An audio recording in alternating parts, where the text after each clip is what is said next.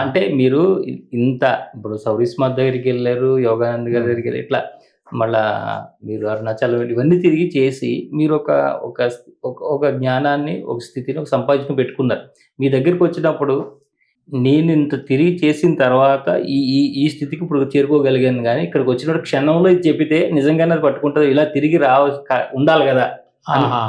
అయితే రమణ మహర్షులు వారు ఏమంటారంటే, నేను నా జీవితాన్ని ధారపోసి నేను దీన్ని సాధించా. ఉదాహరణకు ఒక వ్యక్తి ఆ హెలికాప్టర్ కనిపెడితే మీరు కూడా హెలికాప్టర్ కనిపెట్టి వెళ్ళాల్సిన పని లేదు. అతను తయారు చేసిన దాంట్లో మనం అందరం ప్రయత్నం చేయొచ్చు. నేను రోల్ మోడల్గా నేను ఆ బాధలని నేను పడ్డా, ఆ సత్యాన్ని, పరమ సత్యాన్ని కనుక్కున్నా, ఆ సత్యాన్ని మీకు బోధిస్తున్నా, మీకు ఈజీ చేస్తున్నా మీకు ఈ మార్గం.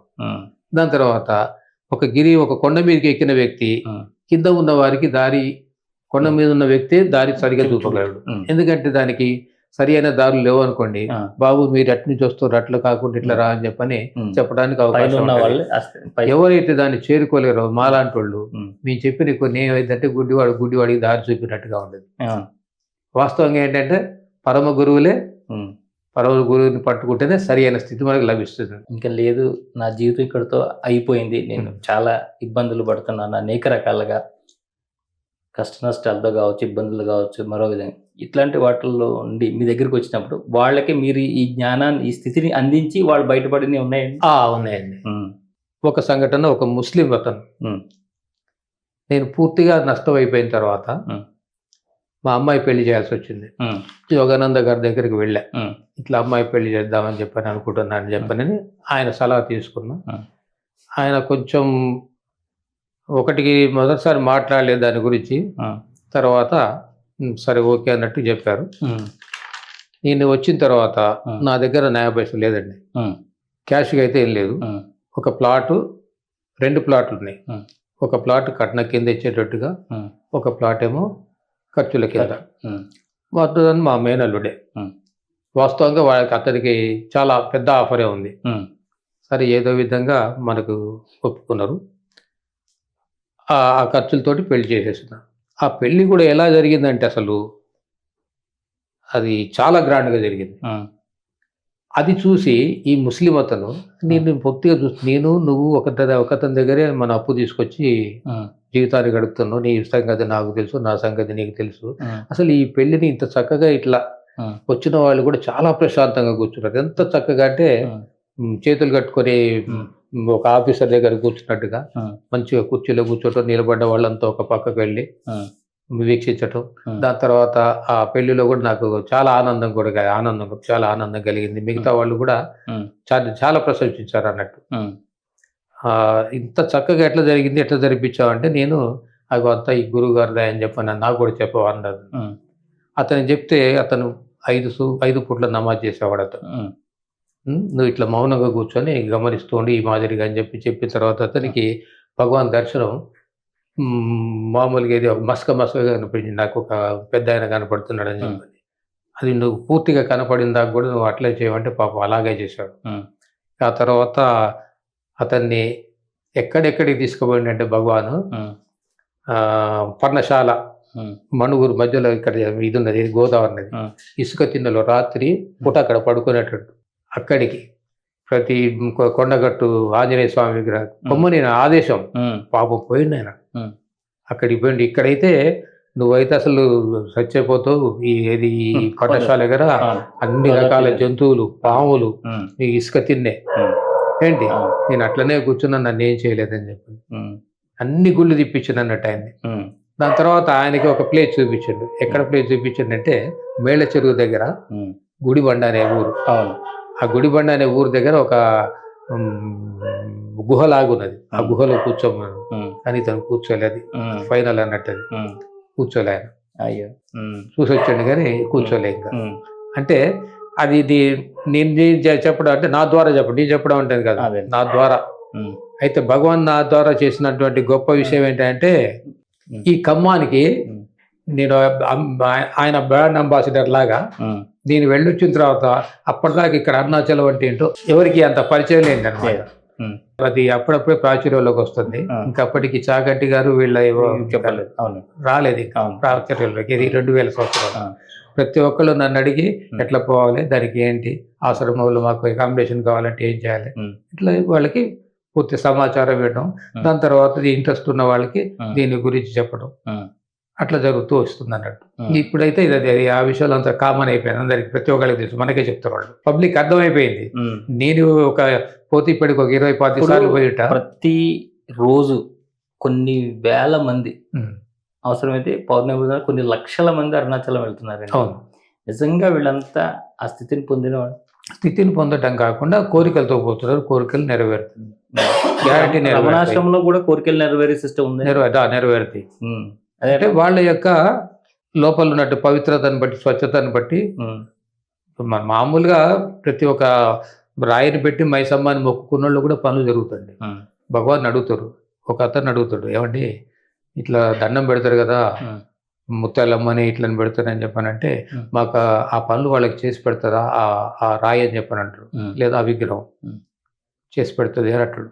అన్న తర్వాత మళ్ళీ ఒక్క నిమిషం ఆగి, ఆ విగ్రహం రాయి కాదు, నీ యొక్క విశ్వాసమే అంటాడు. ఆ పని చేసి పెట్టేది నీ యొక్క విశ్వాసమే, అది కాదు నీ విశ్వాసం అంటాడు. అంటే దీన్ని బట్టి వాళ్ళకి జరిగేటి పనులన్నీ కూడా వీడి యొక్క విశ్వాసాన్ని బట్టి తప్ప అది ప్రసాదించారు. ఆల్రెడీ ఏంటంటే అది అనుగ్రహం ఉన్నది. అనుగ్రహం ఆయన ఏమంటాడంటే, భగవాన్ నన్ను అనుగ్రహించాలని చెప్పారంటే, నువ్వు అనుగ్రహం లేకుండానే ఇక్కడికి వచ్చావా అంటాడు. అనుగ్రహం అనేది ఎడతెరిపి లేకుండా కురుస్తూనే ఉంది. కానీ పీకల్లోతుకు నీళ్లలో ఉండి దాహం అంటున్నట్టుగా ప్రతి ఒక్కడు కూడా ఆ పరిస్థితిలో ఉన్నారంటాడు. ఉదాహరణకు దీనికి ఏం చెప్పొచ్చు అంటే, ఎక్కడో ఇంగ్లాండ్ నుంచి ప్రసారమయ్యేటువంటి క్రికెట్ మ్యాచ్ అని అనుకుంటాం. నేను టీవీ బంద్ చేసుకుని కూర్చుంటే నా టీవీలో రాదు, నాకు రాదు. కానీ దాని యొక్క వేవ్స్ నా టీవీ దాకా వస్తున్నాయి. యాంటీనా ఓపెన్ చేసి ఆ స్విచ్ ఆన్ చేస్తే అది నాకు ఆ వేవ్స్ దాన్ని ఆ పిక్చర్ నేను చూడవచ్చు. అంటే అనుగ్రహం ఎప్పుడు వర్షిస్తూనే ఉంది, కానీ దాన్ని పొందడానికి సిద్ధంగానే ఉంది.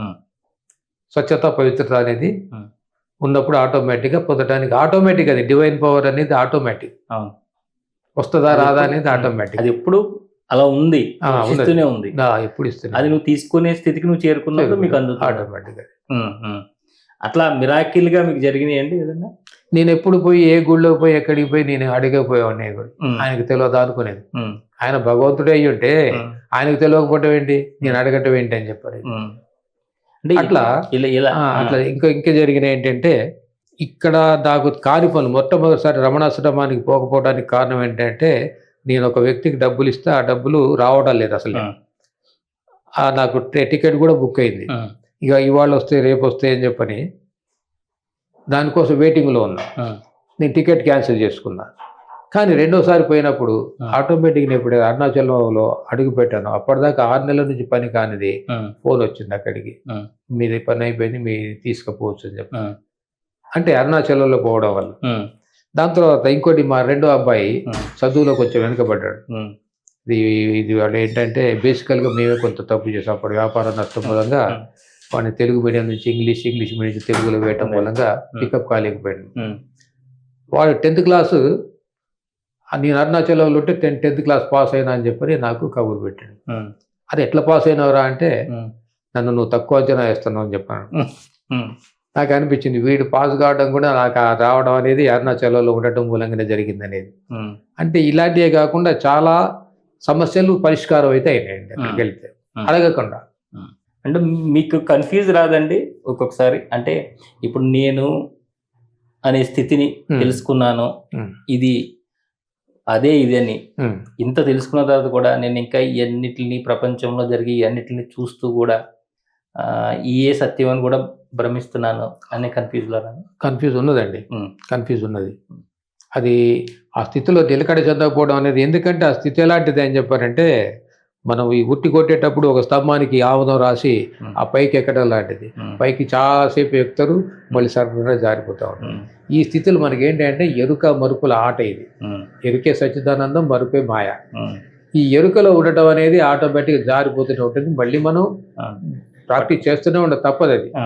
దానికోసమే ప్రాక్టీస్. వాస్తవంగా నువ్వు ప్రాక్టీస్ అవసరమే లేదు వాస్తవానికి అయితే.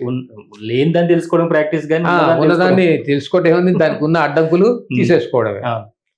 అడ్డంకులు ఏమనుకుంటున్నావు? ఉమ్, ఆలోచనలే అడ్డంకి. ఉమ్, ఆలోచనలు పాజిటివ్గా చేసుకొని ఉమ్, చేసుకుంటే పోతుంది, కానీ మళ్ళీ ఏం చేస్తున్నాం, కొత్తగా తగిలించుకుంటున్నాం. మళ్ళీ అవును. ఈ మోహం వల్ల కొత్తగా తగిలించుకుంటూ ఉన్నాం. ఇక కొంతమంది ఏంటంటే ఇక పూర్తిగా దాని మీదనే ఉమ్. నిలకడగా చెందిన వాళ్ళు మాత్రం అది వాళ్ళు వేళ్ల మీద లెక్క పెట్టొచ్చు. ఇక్కడ దాకా వచ్చిన తర్వాత ఈ స్థితిలో ఇంత తత్వాన్ని చదువుకున్న చాలా మంది వరకు కూడా ఏది మాట్లాడుతున్నా కూడా ఈ స్థితికి తెలుసుకోక ముందు ఆడు వేరే, ఇప్పుడు ఇది వేరే అని మాట్లాడుతుంటారు కదా. మీరు అట్లా వేరు చేసుకోగలిగి వేరు చేసుకోవటం అంత పూర్తిగా జరగట్లేదండి. ఉమ్, మళ్ళీ నాకు మరుపు వస్తూనే ఉంది. ఉమ్, మళ్ళీ దాంట్లో పడిపోతాను, ఉమ్. మళ్ళీ ఎట్లెందుకు ఆలోచిస్తున్నా అని చెప్పి మళ్ళీ ఉమ్. రీక్యాప్ చేసుకుంటున్నాను.